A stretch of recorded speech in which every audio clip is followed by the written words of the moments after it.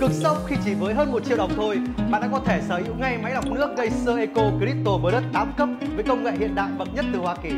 Không gì là không thể. Với máy lọc nước nano Geyser Eco Crystal Plus 8 cấp, bạn sẽ được trải nghiệm công nghệ lọc hấp thụ điện tử Nano Disruptor số 1 tại Mỹ, giúp loại bỏ hàng trăm tỷ mầm bệnh trên mỗi mét vuông với hiệu suất lên tới 99,99%.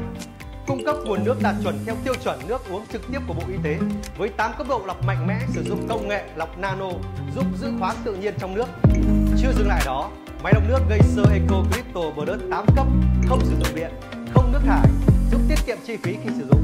Bạn có thể sử dụng nước lọc tươi trực tiếp không qua bình chứa, công suất lọc lên đến 80 lít trên giờ.